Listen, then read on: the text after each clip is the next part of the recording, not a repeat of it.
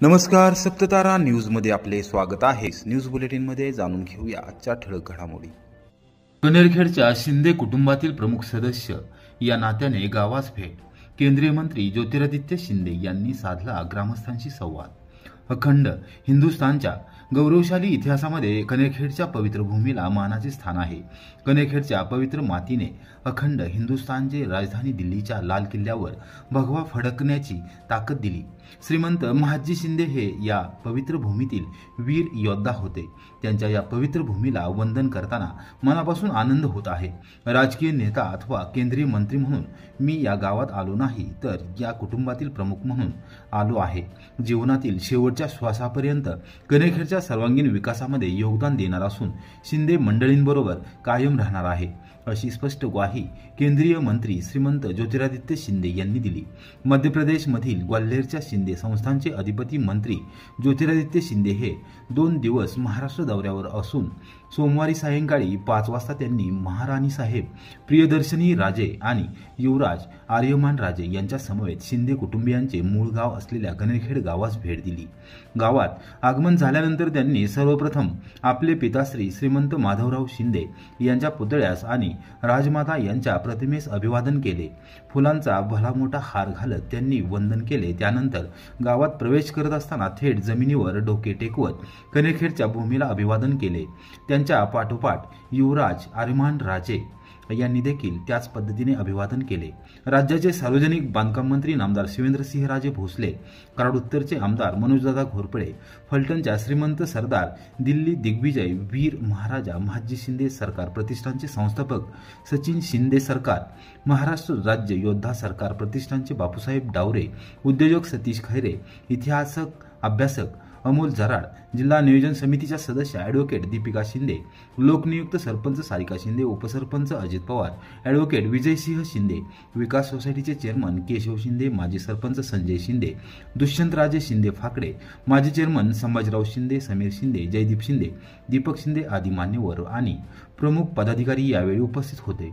ज्योतिरादित्य शिंदे यांनी शिंदे राजघराण्याच्या परंपरेनुसार कनेरखेड गावातील सर्व मंदिरांना भेट देऊन दर्शन घेतले आणि पूजा केली। त्यानंतर त्यांनी नगर प्रदक्षिणा घातली। राजवाड्याच्या आवारात झालेल्या कार्यक्रमात त्यांनी ग्रामस्थांसह शिंदे कुटुंबियांशी संवाद साधला। 5 ते 6 वर्षातून मी कनेरखेडला येतो। या गावचा मी सुपुत्र आहे। या गावच्या विकासामध्ये मी आजवर योगदान दिले आहे, भविष्यात देखील देणार आहे। गेल्या वेळी 2009 साली जेव्हा आलो होतो त्यावेळी गावातील पाणी योजनेचा प्रश्न ग्रामस्थांनी उपस्थित केला होता, तो त्याचवेळी मार्गी लावला आणि गावाला मुबलक पाणी उपलब्ध करून दिले। जीवनाच्या शेवटच्या श्वासापर्यंत कनेरखेडच्या विकासामध्ये योगदान देणार असून शिंदे कुटुंबातील एक घटक या नात्याने सातत्याने यापुढील काळात संपर्क ठेवणार असल्याची ग्वाही त्यांनी दिली। यावेळी त्यांनी छत्रपती शिवाजी महाराज यांच्यापासून ते श्रीमंत महादजी शिंदे यांच्यापर्यंतच्या इतिहासाला उजाळा दिला। ग्वाल्हेरच्या राजघराण्याचे पौरोहित्य रहमतपूरचे शेंडे कुटुंबीय गेले 300 वर्षापासून करत असल्याचे सांगत त्यांनी सध्याच्या गुरुजींचे शिंदे कुटुंबियांना आणि ग्रामस्थांना ओळख करून दिली। त्यांनी सहकुटुंब दुष्यंतराजे शिंदे फाकडे यांच्या निवासस्थानी मंत्री शिवेंद्रसिंहराजे भोसले, आमदार मनोजदादा घोरपडे यांच्यासह भोजनाचा आस्वाद घेतला। आणि मराठ्यांचा इतिहास राजांचा इतिहास नाही, आमच्या मराठांचा इतिहास बलिदानचा इतिहास आहे, त्यागचा इतिहास आहे, तपस्याचा इतिहास आहे। हे भूमीला सिंचित करायला रक्ताचा बलिदानचा इतिहास आहे। कार्यकर्त्यांनी बोललेला नवस फेडण्यासाठी ग्रामविकास मंत्री जयकुमार गोरे सहकुटुंब पाल खंडोबाची येथे दाखल। खंडेरायाचे घेतले मनोभावे दर्शन। मान खटाव विधानसभा मतदारसंघातून प्रचंड बहुमताने विजयी होण्याबरोबरच राज्य मंत्रिमंडळात जयकुमार गोरे यांचा समावेश व्हावा यासाठी मान तालुक्यातील कार्यकर्त्यांनी पाल खंडोबाची येथील खंडेरायाला बोललेला नवस ग्रामविकास मंत्री जयकुमार गोरे यांनी पत्नी सौ सोनिया गोरे यांच्या समवेत सोमवारी दुपारी 12:30 वाजता जाऊन फेडला। यावेळी कराड उत्तरचे आमदार मनोजदादा घोरपडे यांच्यासह भाजपचे प्रमुख पदाधिकारी व कार्यकर्ते यावेळी उपस्थित होते। नोव्हेंबर महिन्यात झालेल्या विधानसभा निवडणुकीत जयकुमार गोरे हे प्रचंड बहुमताने विजयी व्हावेत आणि त्यांचा राज्य मंत्रिमंडळात समावेश समावेश व्हावा यासाठी मान तालुक्यातील काही कार्यकर्त्यांनी खंडेरायाला साकडे घालत नवस केला होता. मान खटाव मतदारसंघातून मोठ्या मताधिक्याने विजयी झाल्यानंतर आणि राज्य मंत्रिमंडळात ग्रामविकास व पंचायत राज्यमंत्री म्हणून समावेश झाल्यानंतर नवस फेडण्यासाठी आम्ही मंत्री जयकुमार गोरे यांना घेऊन येऊ असा नवस केला होता. त्यानुसार मंत्री गोरे स्वतः हा नवस पूर्ण करण्यासाठी बोराटवाडी येथून थेट पालखंडोबाचे येथे दुपारी 12:15 वाजता दाखल झाले. देवस्थान ट्रस्टच्या वतीने त्यांचे स्वागत करण्यात आले. त्यानंतर त्यांनी खंडेरायाचे सपत्नीक दर्शन घेतले. यावेळी त्यांनी पूजन केले. कार्यकर्त्यांनी भंडाऱ्याची उधळण केली. भाजपचे प्रमुख पदाधिकारी व कार्यकर्ते यावेळी उपस्थित होते. अरण्य ऋषी मारुती चित्तमपल्ली यांना भारत सरकारकडून पद्मश्री पुरस्कार जाहीर झाल्याबद्दल मंत्री जयकुमार गोरे यांनी केला सत्कार. अरण्य ऋषी मारुती चित्तमपल्ली यांना भारत सरकारकडून पद्मश्री पुरस्कार जाहीर झाल्याबद्दल सोलापूर जिल्ह्याचा पालकमंत्री आणि राज्य सरकारचा प्रतिनिधी या नात्याने त्यांची भेट घेऊन सत्कार केला, अशी माहिती ग्रामविकास मंत्री जयकुमार गोरे यांनी सोमवारी सकाळी 10 वाजता दिली. सोलापूर शहरातील अक्कलकोट रोड येथील त्यांच्या निवासस्थानी रविवारी रात्री 8:30च्या सुमारास भेट घेऊन सत्कार केला. मारुती चित्तमपल्ली यांनी अतिशय सुंदर अशी अभ्यासपूर्ण माहिती दिली आणि प्राण्यांची बुद्धी यावर त्यांनी भाष्य केले.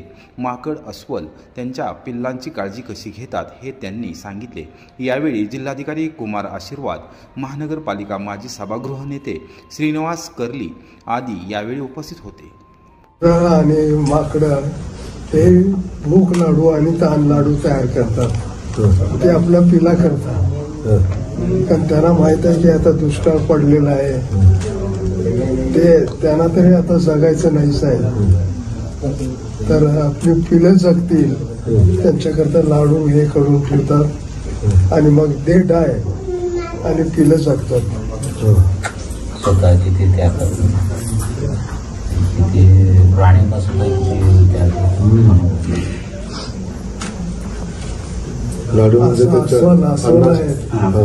अस्वल आहेत, अस्वल भाकरी तयार करतात, आपलं पिला करतात, नाना प्रकारची फळं फुलं खाऊन ते थोडं गुहेत येतात आणि तिथं थोडं ओघतात. ते त्या आता जे गरम झालेलं असतं तर ते उन्हामध्ये सुकून त्याच्या पापडासारखं हे होतं, ते काढून ते ठेवतात आणि पावसाळ्यामध्ये मुलांना देतात.